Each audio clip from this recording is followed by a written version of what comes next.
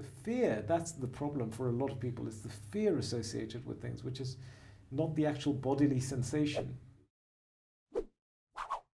As a cardiologist, do you believe that having panic attacks is dangerous? No, not at all. I think it is not dangerous for your heart, but I do think it takes away meaningful quality of life, and I think that's sad. I think that is so. I think one thing I would say is that, you know, the sooner you can try and really be proactive about addressing it, the better. And for a lot of people, what happens is, in my own I have experienced, is that people who suffer from anxiety often meet other people who suffer from anxiety. And in some ways, I think that in some ways is harmful to them, because it sort of reinforces that kind of loop. If they're telling each other horror stories. Yeah, exactly.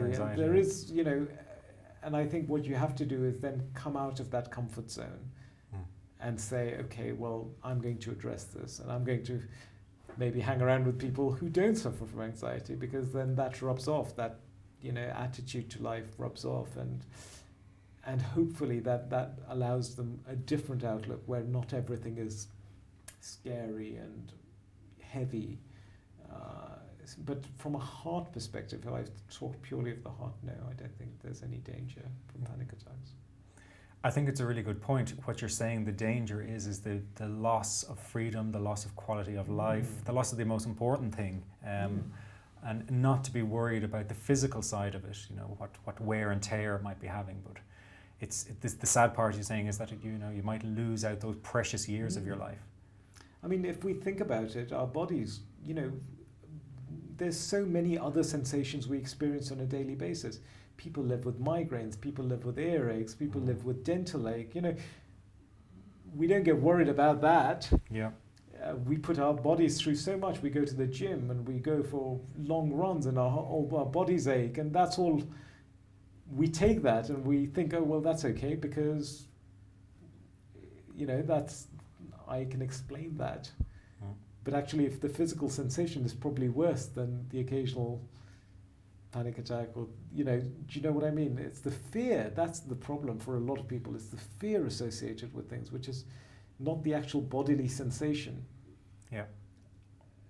That's what makes it even worse, you know, and I think take the fear away and everything just becomes so much easier. And there is no reason to be fearful, because the one thing I can tell you confidently in my time as a doctor is that when your time comes, it comes. Okay? No one's going to be able to change that. And it can come in a multitude of different ways. We worry about our heart, but we eat every day. Have we ever thought that we might choke on our food and die? You know, that you can't escape that. Yeah. So we need to stop running away from that and accept that we're mortal people, and one day our life is going to end. What are we worried about? We're worried about maybe not having fulfilled those things that we wanted to do until that point. So why not do that now? This is the time. Enjoy it, because A, you lead a more wholehearted life, but B, you get busy and you stop worrying about something else, and you worry, you know, and you stop worrying about your mortality, and you actually concentrate on just leading the best quality of life. And that, I think, is really important. It's a bit like, if there's anything we should be worrying about, as you're saying, is worry about losing time, worry about losing quality of life. Absolutely, absolutely. And that'll motivate you to get out there. Yeah. I personally think that the best investment in life is investment in yourself, your education, your growth as a human being, and your investing in your relationships. And those are real investments worth making, you know, and when you lose out on that, that's where you've lost out. Everything else, it's all about, you know, it's luck and it's destiny, and we have no control over it. Well, thank you so much, because I know the audience gets so much out of this. You're really, you know, taking, as we say, taking the fear out of these sensations and the fear that people have around their heart. I think it's so empowering for people to hear that information, and you're doing great stuff on YouTube. Where can people find out more about you? Where can they look you up?